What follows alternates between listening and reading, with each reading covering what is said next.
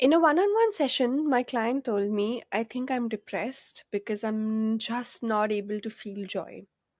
And she wasn't crying, she wasn't falling apart, she just felt flat. Like dinner with friends didn't feel exciting, achievements didn't feel satisfying, even small pleasures just didn't spark any joy.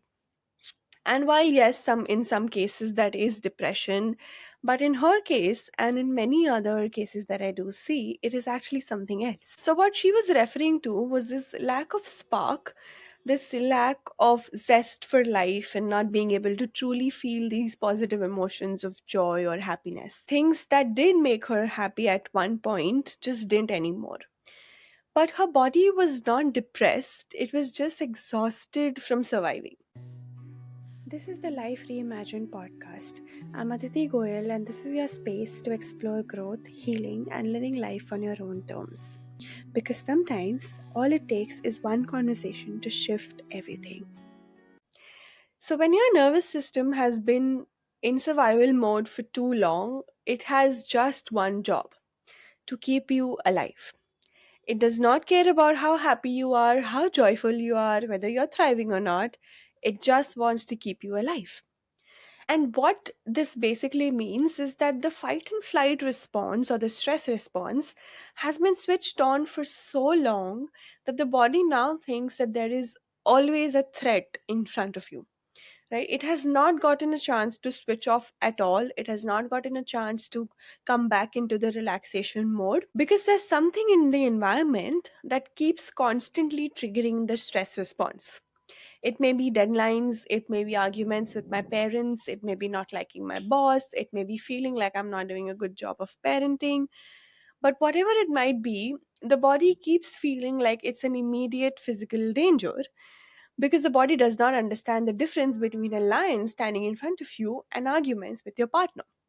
So it just keeps triggering the stress response in an attempt to protect you, in an attempt to conserve energy and to prioritize things that are important for your survival, which is basically just sending energy to your limbs so that you can either fight or you can run away, which is basically the survival mode. And in this state, the body just has one goal: to survive. So it doesn't care about feeling joy, about feeling happiness. And numbness, in fact, is also a classic sign of being stuck in survival for too long. And because it does not care about anything other than survival, it also stops prioritizing things like digestion, like your immune system, and your ability to feel joy and happiness. So, what was happening with her, and what happens to a lot of us, is our nervous systems are constantly feeling threatened, whether it's by something that's happening outside: your boss, your partner, your parents, your deadlines, your job, or even if it's just something that's happening inside: your own thoughts, your own criticism, your own overthinking about the future, your stress about whether you're doing enough or not, because there's no differentiation for the body. All it knows is that I'm not safe, so I got to switch off unimportant tasks and conserve my energy and survive. So there's no room for joy left.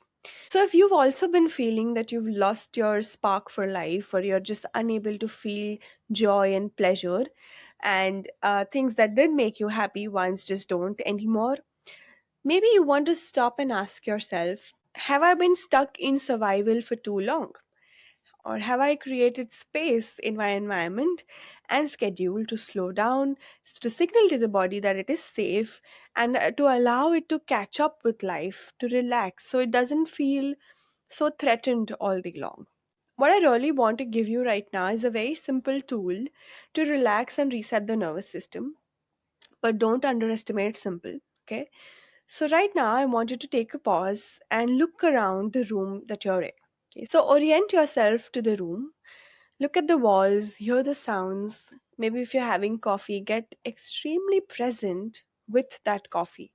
So smell the coffee and then sip it with this utter sense of presence. So you're really able to hold the cup. You can feel that you're holding the cup, and then you can really smell the coffee, and then you take a sip and really taste the coffee. So, yeah, so that's just basically coming into presence. And I know this sounds a little too simple, like how is looking at a wall or sipping coffee going to change anything?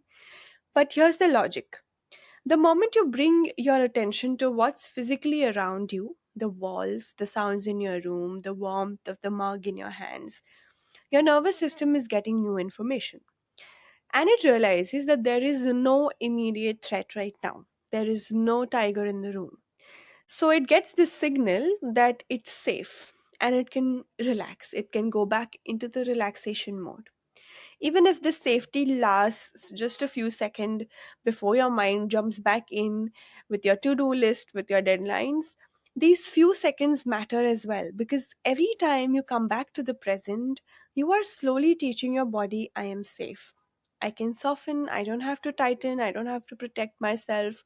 And the more you practice this, the easier it becomes for your nervous system to shift out of survival. And the more you do that, you'll notice small things returning first. Maybe you can really feel your body, you can feel present in your body. Maybe there's a little more ease in your shoulders, and that little spark of joy when you're drinking coffee or when you're thinking about this plan with your friends. But slowly, joy does become accessible again because joy was never gone. It was just waiting for your nervous system to feel safe enough to let it in. It was simply blocked because it was not important in a situation where you simply need to survive to feel joy. So, the minute that your nervous system can start to feel safe again, there is room for joy and happiness to enter. And it's presence that creates this safety, or it opens the door to this safety, because when you're present, there's this quiet kind of peace that comes from fully being here, not chasing the future, not replaying the past, but you're just here. And that's something that you can only truly understand by experiencing it, because it's very slow, it's very subtle, it's very intentional, but it's also extremely powerful. So, in another episode, I will go deeper into the power of the present moment and how it changes everything, not just your nervous system, but your relationships, your manifestations, and your entire way of living. But for now, let's just begin with this moment. Try to find a sense of presence in whatever you're doing right now, whether you're reading a book, whether you're watching a video, whether you're having coffee, whether you're talking to someone. Allow your sense of focus to come back inside and to fully experience with all your senses all the different stimulus in the environment, because that's going to let your body know that it's safe. Okay, there is no tiger in the room.